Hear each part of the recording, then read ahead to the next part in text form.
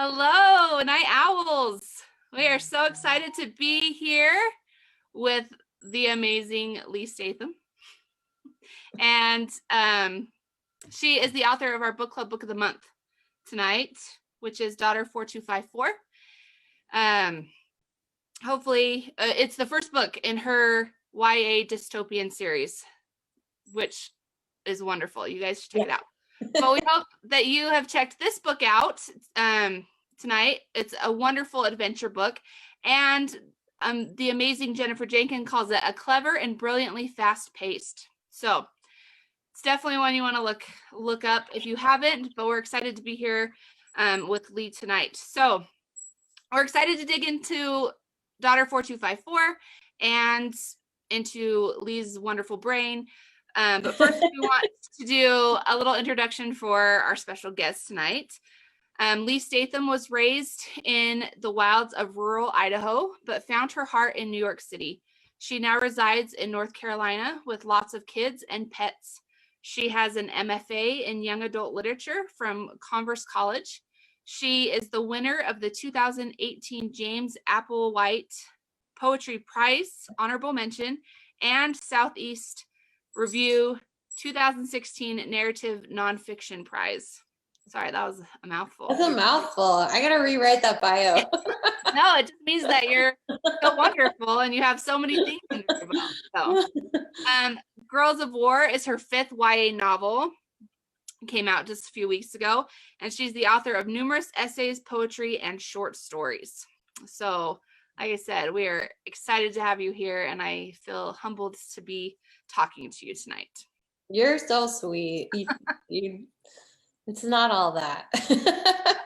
Thank you so much for having me. I love Night Owls. It's so much fun. I love your interviews and your games and all the fun stuff you guys do. So I'm honored to be here. Well, we're grateful that you would be a part of it. So, Leigh, can you tell us about Daughter 4254 and what themes were important to you while writing it? Yes, so Daughter 4254 is dystopian, which means the whole world fell apart. And then some people tried to put it back together. And not everybody likes how it's put back together. And the main character is a girl who is very creative. She has a very creative spirit, but she's growing up in this world where they've decided that the arts are not important for survival. So there's no music, there's no literature, they don't even have color because they don't want to take the time to dye the clothes or anything else that would need color. They don't even have names because it's more efficient to use numbers. So it's sort of like a prehistoric futuristic society. They focus on only what is important in abuse, but she feels like there's something else that she's missing. And she spends a lot of time in nature and listening to birds sing, but she doesn't know that it's called singing because they don't even have that. So the theme of the book is, it's sort of twofold. It's the importance of the arts and literature in our society, and also finding yourself and what's important to yourself, and especially against all odds. I love that. And I love that one of, I've heard your book compared to books like The Giver and other classics that point out all those dystopian elements that we think are really far-fetched, but who knows, they are probably closer to home than we think. So, well, and The Giver is one of the books that really inspired me to write this book. It's one of my all-time favorite stories. And there's actually 4 books in that series, and I love them. But yeah, and I think that's how all dystopian authors start out. They see something in their world that they don't like, and they say, what if this was magnified and was let to run free? What would the world look like then? And then how would I combat that?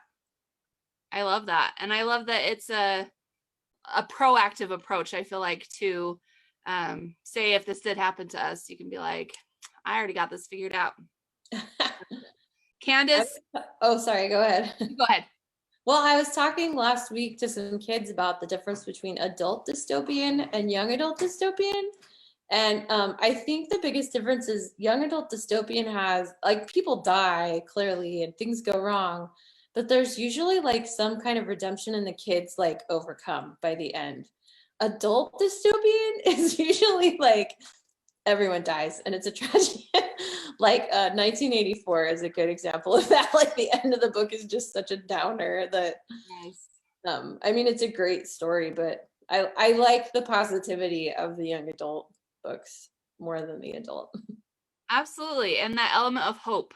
Who doesn't need hope Yeah, in their life? Everyone there's does. a lot of hope in young people, and I love that. I love that too. Candace says, I think this pandemic has proved how important the arts are. I got to read this series. Definitely you do. And I agree that where we're living in something that could be compared to a dystopian time in a lot of ways, I think that you're right, that it does prove that your book and the arts and music and all the elements that we take for granted are so important. So, Well, yeah, just even being able to come together. I work at a high school for the arts, and the fact that we haven't been able to have choir or orchestra or band and doing it online is so hard. And I can see it in the kids, like they just miss it and they need it, and it makes me sad. totally. And it's such a release for them, especially when they're dealing with a lot of hard things. So I think you're absolutely on the nose on that one. Olivia says, I love the concept of a society without the arts. So interesting to consider the extreme case in this dystopian story.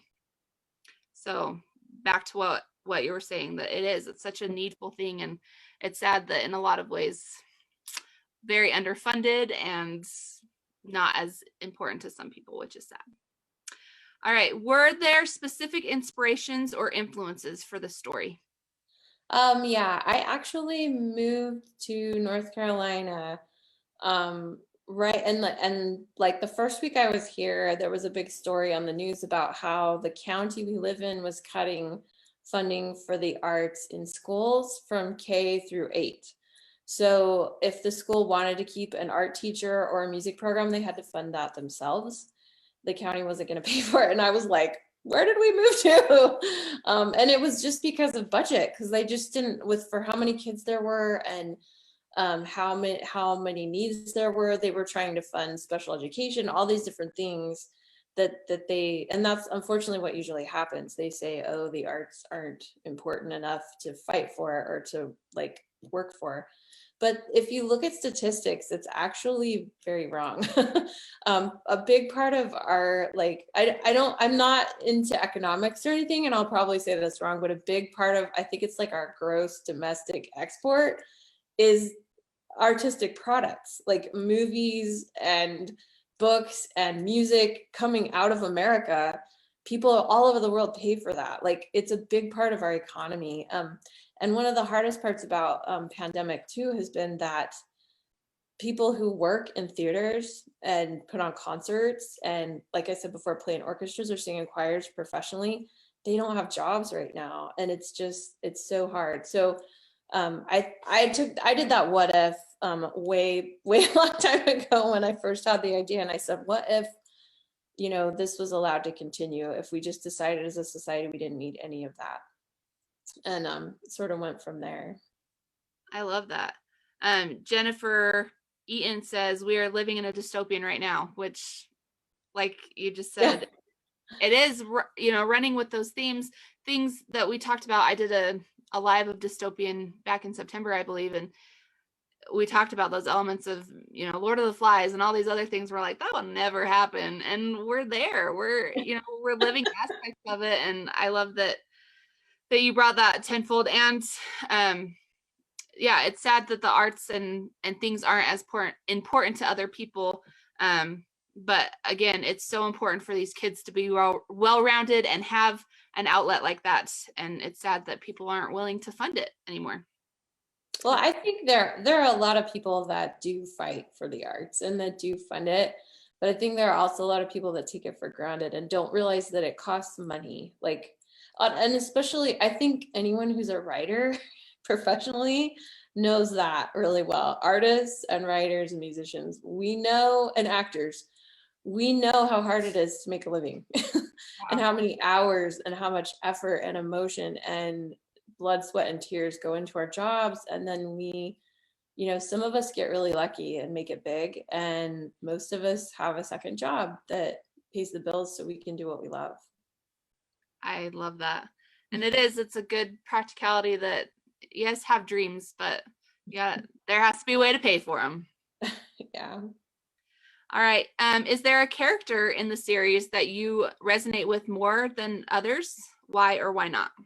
Well, since the first book doesn't have any names, That's it's true. hard for people who haven't read the books yet. I hate to give away spoilers, but I guess, I mean, like eventually names come into play. And that was something I took from just my university experience where I would go into the office to get something done and I'd be like, hi, I'm Leigh. And they're like, I don't care what your name is, what's your social security number?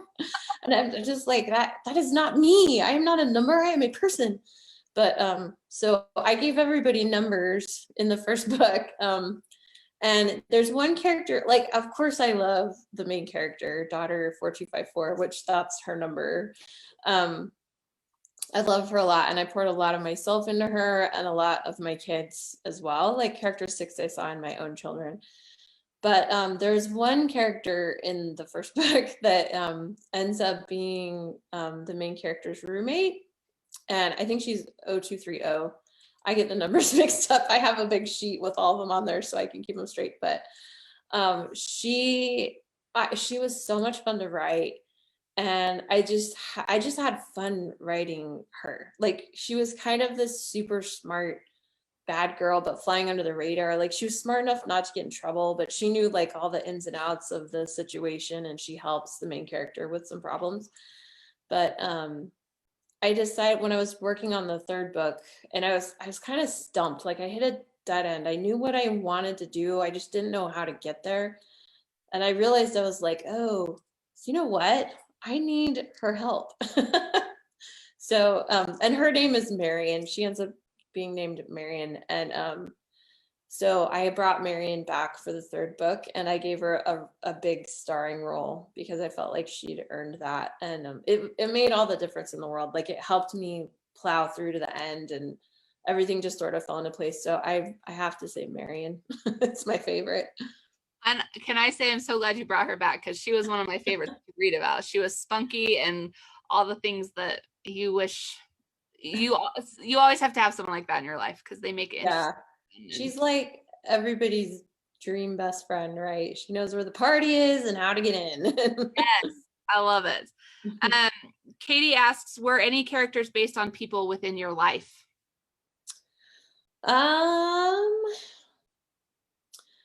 Yeah, and this might sound funny, but so daughter 4254 has a brother who is like son 4253. And he is actually, when I started writing the book, I was, my kids were little, but as they've grown up, I realized that he sort of comes off as a jerk in the beginning. That's why I'm saying this carefully, because you kind of don't really like him, and I think a lot of people don't understand him. But as my kids have gotten older, I realized that my one of my kids is that kid. So, and I when I was writing the book, I based a lot of his mannerisms, because he's very, this particular child of mine is very rule centered and very rule oriented. And if I give them a rule and they accept it as an okay rule, then that rule is never broken. And that's how her brother is in the book too. So I was like, well, if we have this person in the home that believes these rules in this society are, there for a reason and follows them to the letter, and then you've got this wild card girl who's just like, I can't take it anymore. Like, how would those two play off of each other? And that's kind of how it's like in my house every day. So I based him loosely off of my kid. But and I hope that no one hates him because I love him, even though some of the things he does in the book are like not to the main character's benefit. I'll just say that. I still I love him, and I did base my kid off of him. Well, I love that. And it goes so well with our next question, where we talk about the neurotypical and the neurodiverse. Can you tell us about the idea and how it came to play in the novel, and how they differ, or how they're different here than in real world settings? So you're talking about your son. So how do they differ, and how are they the same? Well, in real life, you'll hear the word neurodiversity a lot, hopefully. And what that means is just that people have different brains and that that's okay. Not everyone's brain works the same way. Not everyone learns in the same way, and not everyone develops at the same rate. It covers a whole platform of different conditions.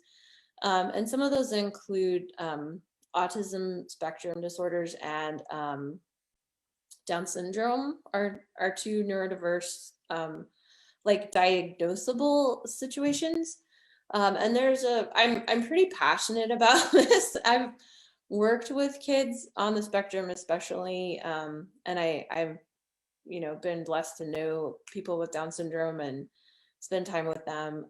And I've taught a lot of exceptional children, and I feel really passionately that there's nothing wrong with them and it's okay for them to be who they are, and that they might communicate differently than a neurotypical person. And that's the other side of the scale. Neurotypical is someone who develops in a typical way that science expects.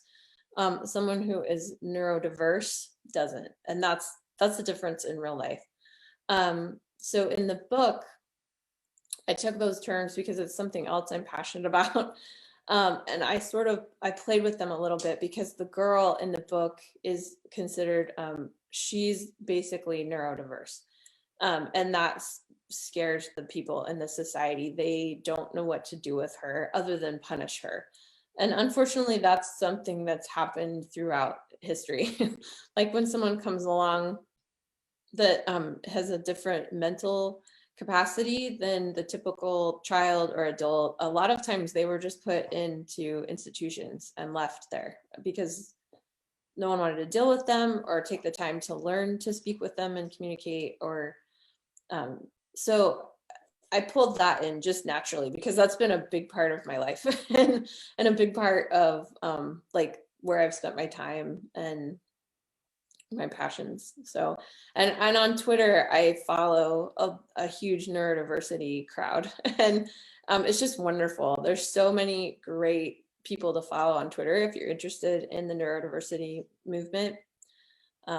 It's really exciting and special, I feel like.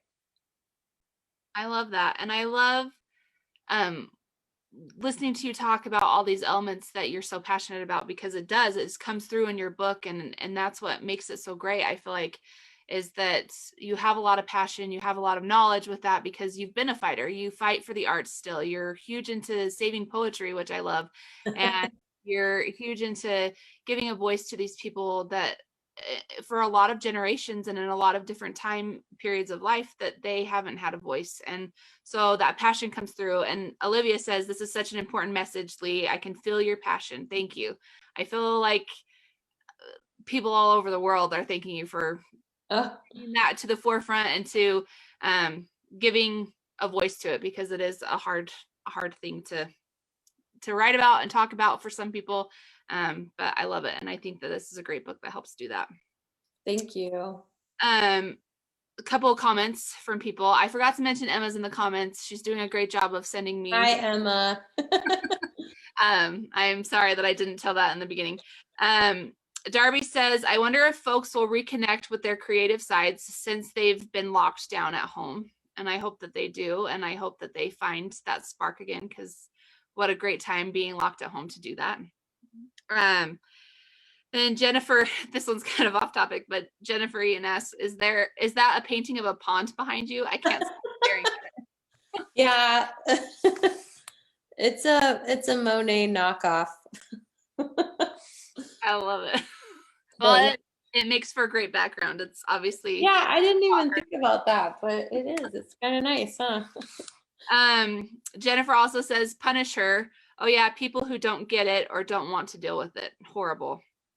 So there's a lot of really terrible. You can read history after history of people that don't. And it's not easy. It's not easy raising a special needs child or a relative.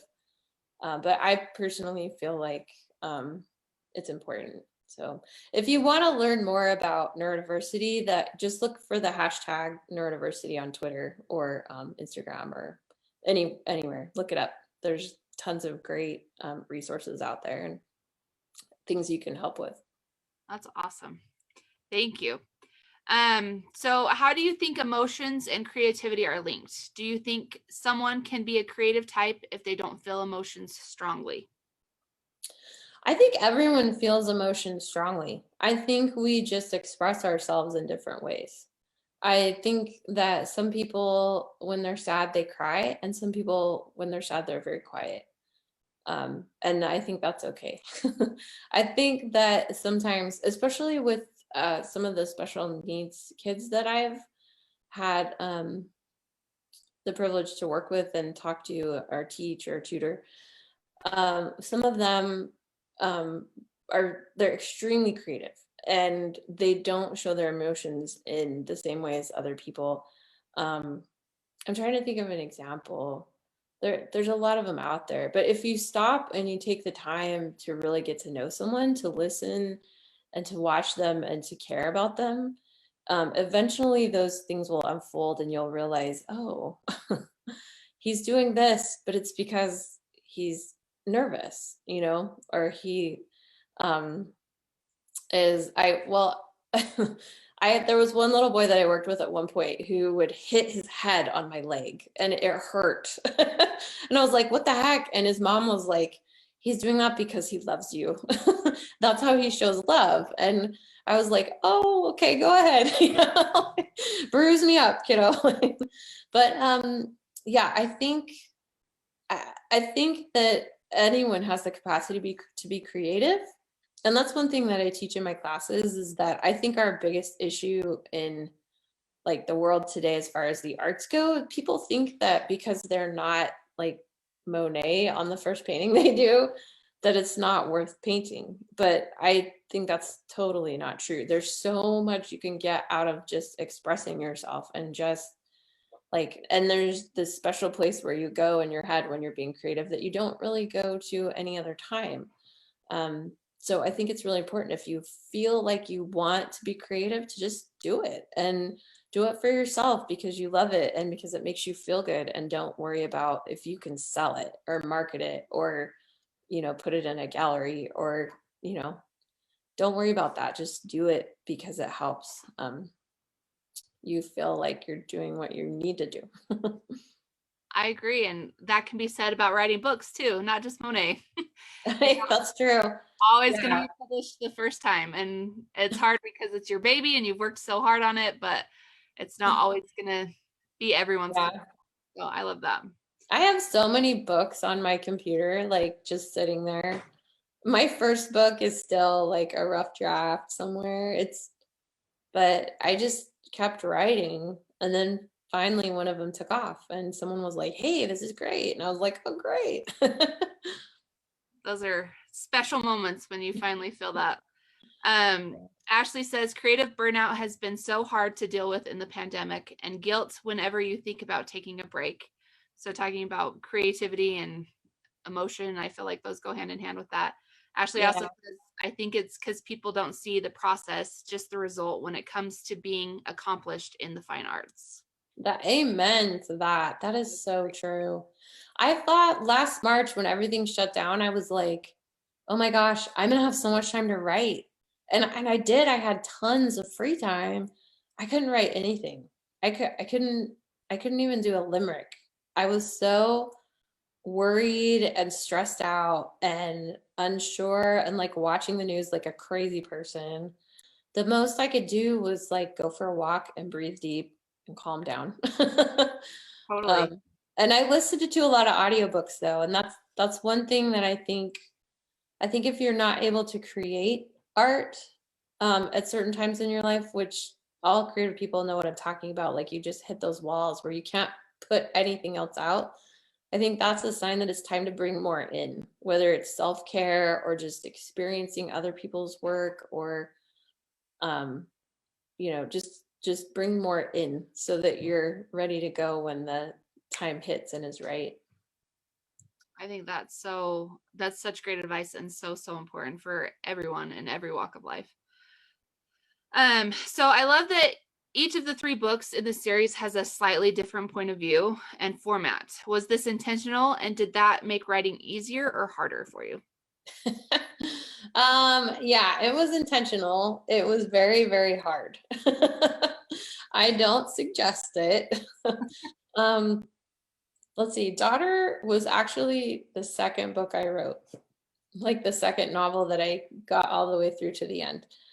And I originally, when I was writing it, I didn't realize it at the time, but I was writing it like a screenplay, which is a totally different type of writing. And I think a lot of beginning writers do that because we watch a lot more TV and movies than we do read books.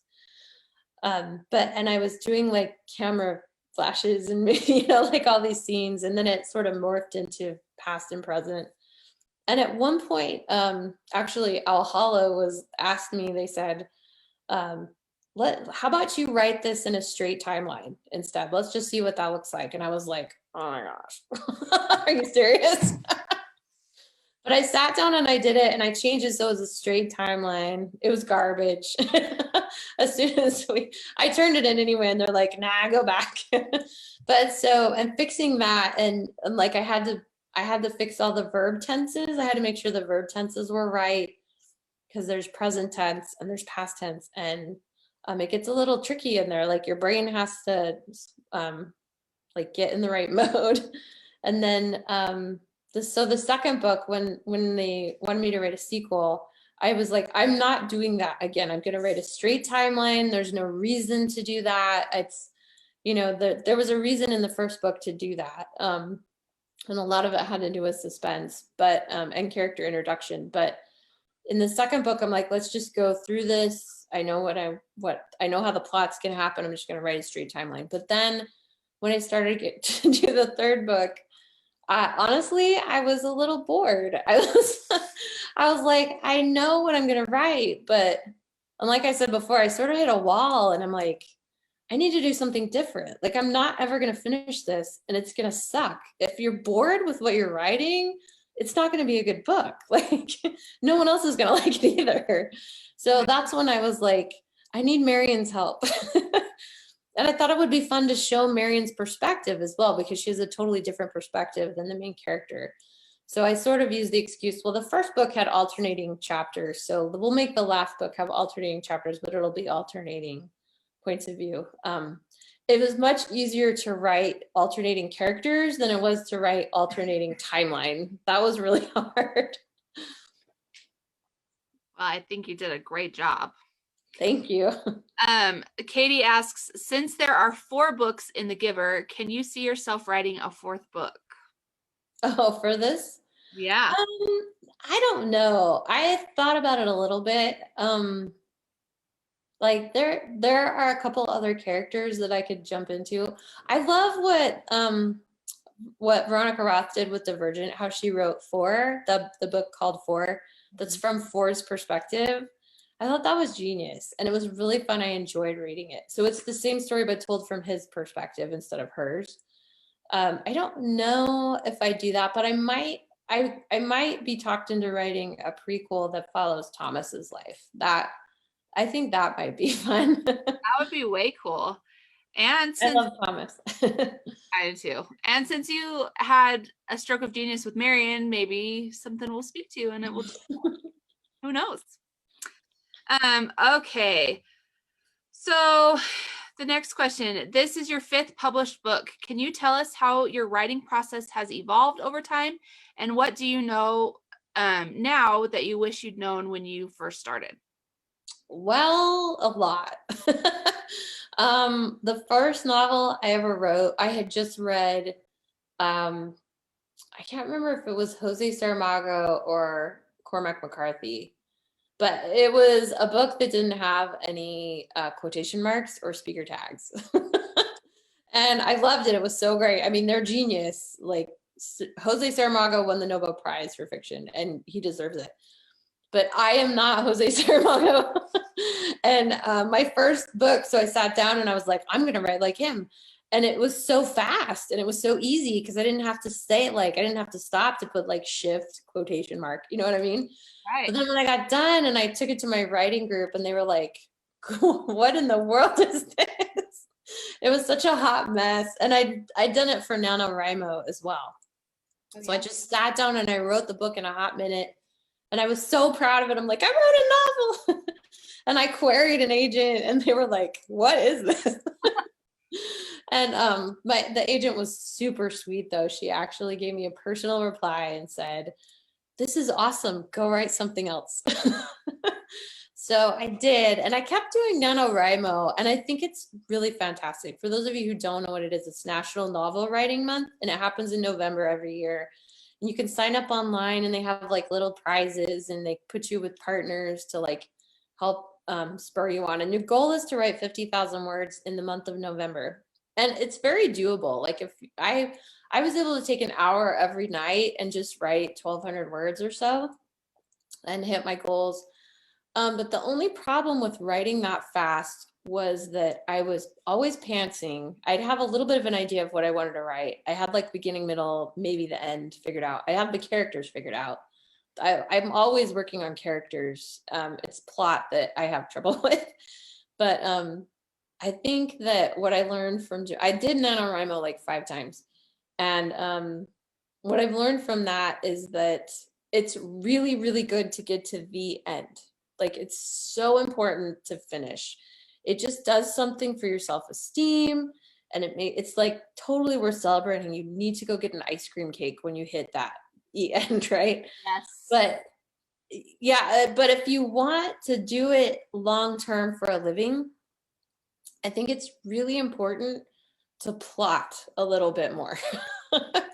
So before I sit down and start like throwing words on the page these days, I force myself to plot out a little bit more of what's happening. And I do make character sheets, like so that I know their favorite color and I know where they grew up and I know their family's names. And I still don't plot a lot, but I find that the more that I plot ahead of time, the less editing I have to do later. And that's really nice because I don't like editing. Olivia has seen the worst of me, my editor. I think, is she here tonight? Yeah, she's here.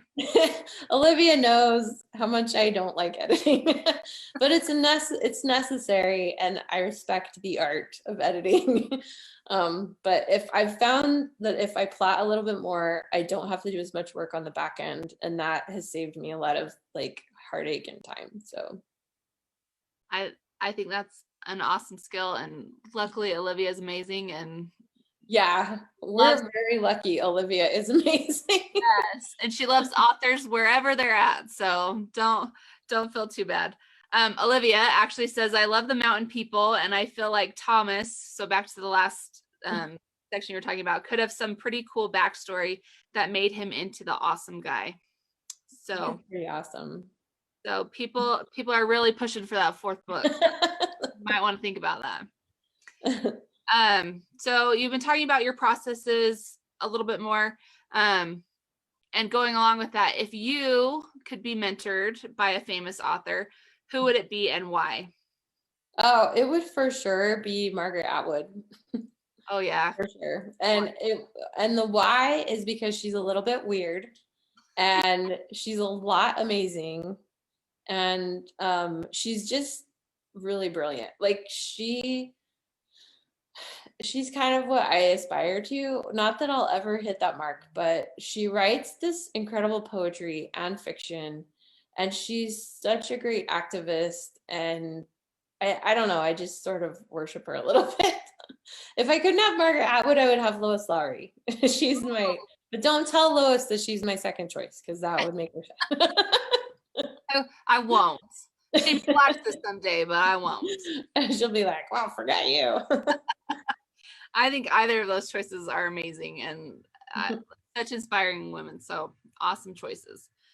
Okay. What are your favorite resources for new writers?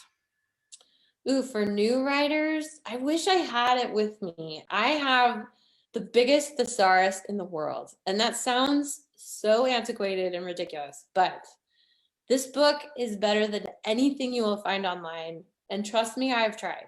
Because I thought if only there was a website that had everything my giant thesaurus has in it. But there isn't. I swear to you, there is not. And if you have like $15 laying around, get online and buy the Word Finder. It's called the Word Finder, and it's like this thick. I just sent it to my best friend for Valentine's Day. It's amazing. The print is really tiny, and it's this huge book. It's like Oxford Dictionary size if you like squish the meanings down, but you can find any word you want in there. Like, and I've compared with thesaurus.com. I've got out my word finder and thesaurus.com, and I've looked up like the word bad. Okay. Thesaurus.com gives you a pretty nice list of like 20 words to choose from. Word finder has like 2 pages, like 5-point font. And I'm so in love with it. And I bought it for my kids. It was a required book for one of this workshop that my kids were doing when we were homeschooling. But they used it for a couple things, and I was looking at it, I'm like, whoa, I love this. This is amazing. So that's my like caveman advice for you is buy the word finder because it's so amazing. And then more modern advice for new writers, resources. I really love a lot of the agencies out there do newsletters. So if you look for those, I'm trying to think of, I was just reading one the other day, and like I've never been represented by any of these agencies, but they do these really great newsletters. I think Andrea Brown Agency does one. So look for agency newsletters. I think that's something that people sort of overlook. It gives you an idea of what agents are looking for and what's happening in the world. I think Publishers Weekly is a really important website to follow. You can pay for subscription to it, but you can also see the basics for free. And Query Shark is amazing too. If you're working on querying, Query Shark is fantastic. And you can even get help with your query there. What's the other one? Oh, Slush Pile Hell. Slush Pile Hell is the best. Have you ever read that before? If you're feeling bad about yourself as a writer, go to Slush Pile Hell and read it. It's these 8, I don't know if anybody knows who the agents are yet, but they've been around for a while. And I like the rumor is that they're 2 New York City agents that just needed an outlet for all the crap they were getting in their slush pile. So they take like chunks of these query letters and they put them on this blog, and then they comment like what they really want to say. It's just stuff like, if you're smart, you'll agree to represent me and sell my book because it's going to make us both millions. Like they get queries like that. Wow. It's insane. So whenever I was feeling really bad about myself, I would go read Slush Pile Hell and just laugh for a long time and be like, oh, at least I'm not writing that stuff. I love that. And I feel like that's a good pick me up for lots of things, but I think all the resources that you shared are wonderful. Emma said that she put a link in the comments to the thesaurus that you were talking about. Yay, thank you, Emma. Got it last time you raved about it at Teen Author Boot Camp. So you did? You bought it? Yeah, she said that she bought it, and it's awesome. It's awesome. I think those were wonderful, and I think you're really great because you teach, writing and stuff, and I think that those resources will be really helpful for people who are trying to polish up and get their writing in front of people. So speaking of teaching, that's your day job, correct? Mm-hmm. How does teaching teens inspire your writing, and how does writing for teens inspire your teaching? So I am kind of like a people watcher anyway, and I love doing school visits. I love meeting my readers. It's probably the highlight of that career for me, is like being in person with the kids. So when I was substitute teaching for a while, and I kid you not, it's like substitute teaching, if you want to be a young adult author, I think that's the best part-time job you can get. Substitute teach in a high school for a year. Just go do it. and take lots of notes and listen while they're talking. I think one of the biggest mistakes that substitute teachers make in the world is telling the kids they have to be quiet. Like, I hate that. And I think I got a reputation at the school I was at. They're like, oh, she's the cool sub. We can talk. And I'm like, yeah, you go ahead and talk. But so, yeah, I got so much inspiration just from listening to the kids, like watching them interact, and they knew I was listening. Like, I wasn't being sneaky, because I would ask them stuff. Like, they would say something and I'd be like, oh, what does that word mean? Like, I've never heard that word before. What does that mean? And they're super nice. They're like, oh, that poor old lady, let's teach her something, you know? So I love that so much.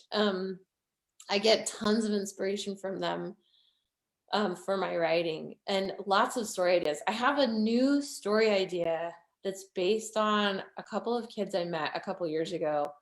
And I just, the other day, I had something else happen in class, and like, it's like these two different things came together, and I was like, oh, that's perfect. You know what I mean? And it's directly from the kids. So that's the first half of your question. What was just the second half of your question? How does it, let me make Oh, sure. how does writing for them?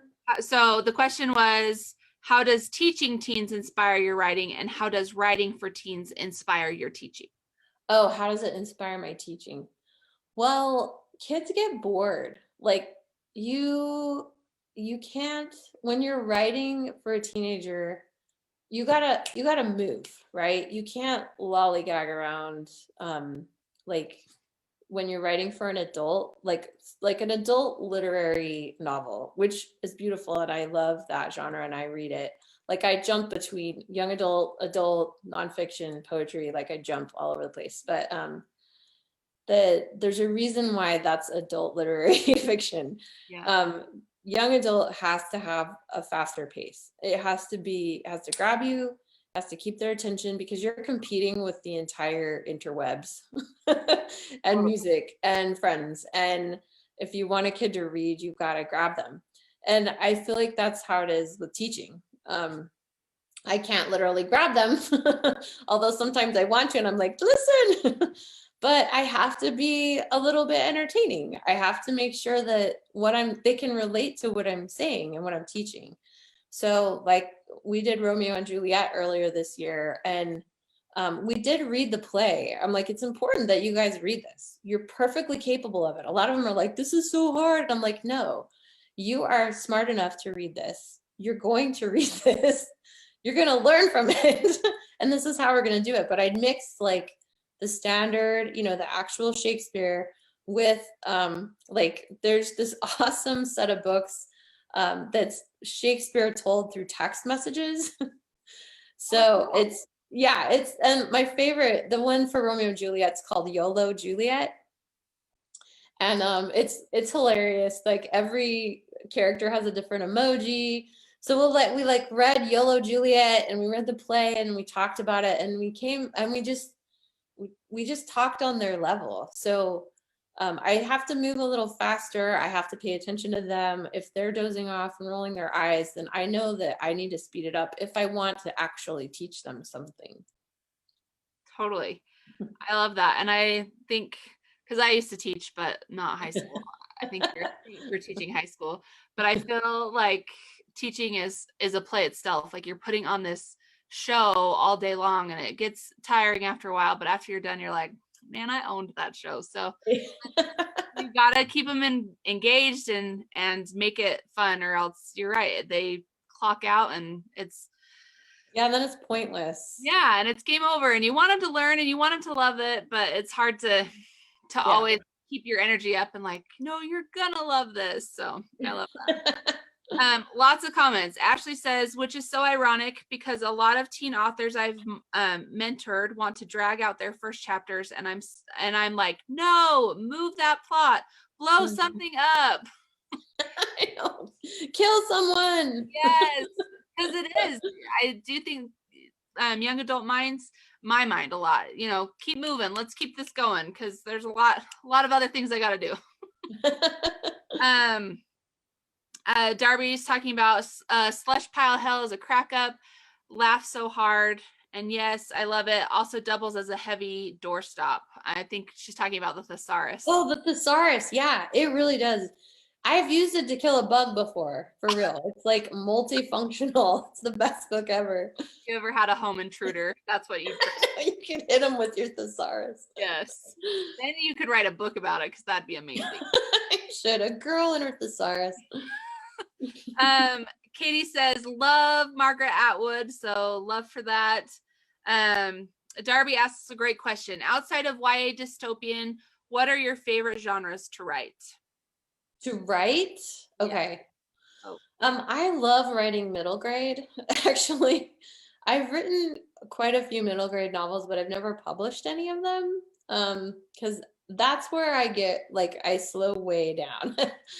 Because I really, really love reading like all the Newbery winners. And so I think that I don't know, for whatever reason, I'm much slower with middle grade.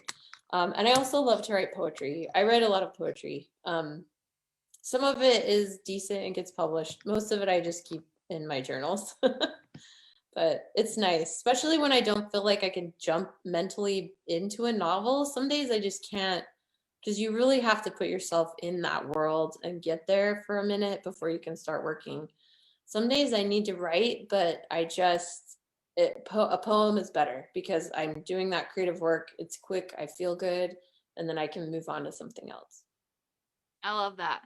And I think poetry is, I think it's amazing that you do it and you do so well at it. It's one of those things that I don't get into as much. I love reading and I love doing lots of other things, but I love that you're passionate about poetry and that it's definitely getting into a mindset to be able to do that. So I love that. Oh, and I love Darby. Your books are amazing. And so I'm intimidated. There's so many amazing middle grade books out there. I'm like, oh, I don't know if mine are ready.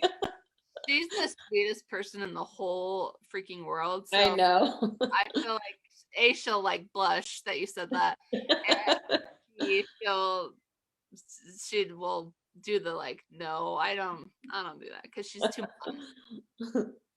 Katie asks, what are your favorite genres to read as well? Oh, like I said, I like to bounce around. I love a tragedy. Like there's times when I just need to read something gut-wrenching. So I'll like go to an adult literary, like really dark, something really heavy on thesaurus usage. And it just for whatever reason, like I'll need that. And then I'll read a middle grade book with my kids, like it just depends on how I'm feeling. There's very few books that I read more than once. I've read A Tree Grows in Brooklyn several times and To Kill a Mockingbird several times and Lord of the Rings. But other than that, I try to read new stuff. And I like to read the award winners too. I like to see like, what does our society think is the best of the best? Just to sort of keep my finger on like what is getting praised, what new amazing things are happening. That's usually where you find like groundbreaking, new, inspiring work. I love that. And I think that talking earlier about well-rounded things, it's nice that you want to consider all of it and see what people are excited and passionate about, because I do think that reading good books makes you a better writer also. So oh yeah, for sure. Darby asks, would you ever consider writing a novel in verse? Ooh. Oh, Darby. Thank you for that. I've actually written a novel in verse. Oh, really? Yeah, it's out. It's out right now with it's actually out for a contest right now. Cool. So I'm waiting to hear how it does. Keeping my fingers crossed for you. Yeah. Me too. It means a lot to me. And novels in verse are hard to shop. Like they're really popular right now, but it's like it's kind of a niche market. But I loved it. I love poetry, and doing it with a plot was really fun and really amazing. So I love that. Thanks. So, skipping to book 3 a little bit. So book 3 just came out. We talked about that a little earlier, and it's wrapping up the series. What are you excited for readers to discover in the story overall? Well, I don't want to give spoilers. That's the problem with books like these, right? Because I think I'm excited. Let's see. There's a lot of girl power in book 3. Like a lot. And that's why I chose that title. And we kind of went back and forth about titles a little bit, but that's why I chose that title, because these are young girls and they are very powerful and it's really satisfying. So I think people will be really happy with that, with the choices that they make and how they sort of carve their own path, and they tackle these big problems and they solve them, and not just through brawn but also through intellect and intuition. So I'm really proud of my characters. And I hope that they're inspirational. I hope that people read these books and think, you know what, I can do hard things too. I love that. And I think everyone needs that vote of confidence in their life, that they don't need someone else to solve their problems, that they can do it themselves. And it might be hard and it might be scary, but they are fully capable of doing it. And I love that. Yes, if zombies are coming at you, you can handle them. Totally, with a thesaurus. You can do it. Get your word finder and get ready. I love it. Okay, so we're going to go to the shotgun round. That's what we like to call it. Okay. So if you have any questions for Leigh, please put them in the comments so that we can have her answer them. But we'll start with the shotgun round. What is your favorite in the following? Who's your favorite author? Oh my gosh, there's so many. I'm gonna say Margaret Atwood because I was just talking about her. She's awesome. What's your favorite book? That's not fair. The Word Finder. Sorry, I didn't hear what you said on that one. The Word Finder. Oh, yes.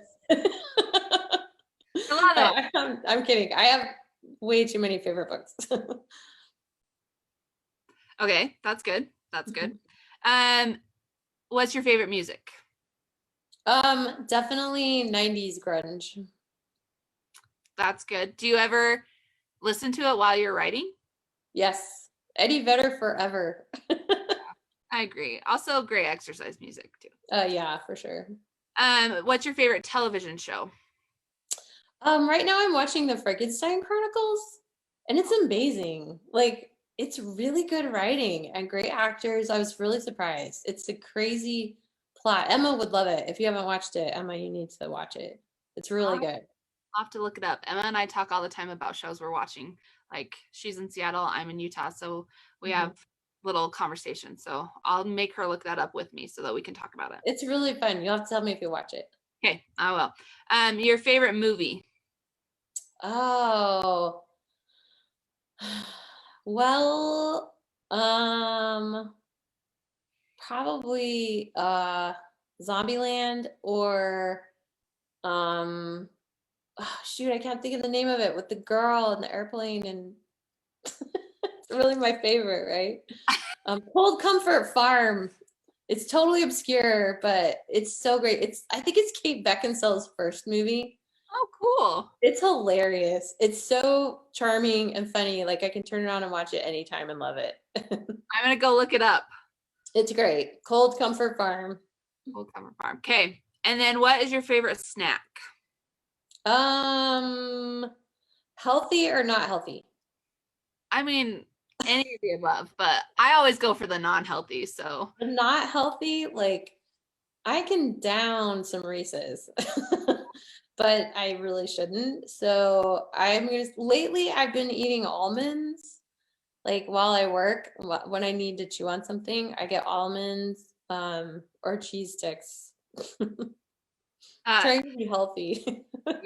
You're much better than I am. Okay, we have a few questions. Katie asks, what's the hardest thing about writing a series? Oh, it's definitely remembering all the details. Like, keeping track of like who did what when. Like when you start getting into multiple books, I keep a file called It's My Daughter Bible. And it has everything in it. It has stuff that I've cut. I keep that in the back. It's got the names of people and like anything important I need to remember about them. Because it's like my brain is not that big. I can't remember stuff that I wrote. Like it's hilarious because Al Hollow does these beautiful, like, what do you call those? Oh, memes. They do these beautiful memes with words on them, and I'll be flipping through Instagram. I'm like, oh, that's so pretty. And I'll click, I love that. What? And then I'll have my name on it, and I'm like, oh, I wrote that. I'm just like, I have the brain of a goldfish. So that's the hardest part for me is keeping track of that much information. I think in all aspects of life, it's once you become a mom, it just kind of flies out the window. Yeah, it's gone. Brain gone. Exactly. What are your, sorry, Katie also asks, what are your favorite genres to read? Oh, I already asked you that one, I think. To read as well. I think I did. Yeah. Okay, and then Ashley asks, what's next for your readers? Any new series ideas? Oh, yes. And I mean, I do have middle grades sitting around. But for my YA fans, I've been working on a book about a haunted cheerleader for a while, which sounds kind of crazy. I have a hard time staying in one lane. I like to jump around. And I also have a series of steampunk novels that are out of print right now, but I'm looking at having those re-released. So those are really fun books. So I don't know if I'm going to go the ghost route or the steampunk pirate route, but somewhere in that area this summer when I've got time. Both of those sound amazing, and I cannot wait Thanks. to see what comes of them. Thank you so much for being here with us tonight, and thank you, Leigh, so much for letting us pick your brain. I think you're wonderful, and it's been so fun to talk to you. We didn't do a giveaway tonight, but we have more giveaways that are coming next week to finish off our anniversary for our birthday month of March. Yay. So please enter those giveaways. But we're so grateful for you taking the time to spend with us tonight. And if you haven't picked up your copy of Daughter 4254, you need to pick it up because it's wonderful.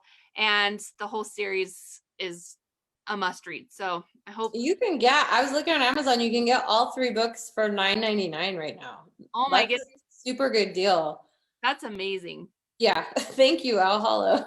And Thank you, Carrie. This was so fun to be here tonight. I love chatting with you. I love chatting with you, and I think that you're great. And I am excited for more people and the world to hear about your girl power and all the wonderful things that you have in store. So thank you so much. Thank you. Have a good night, everybody. Bye. Bye.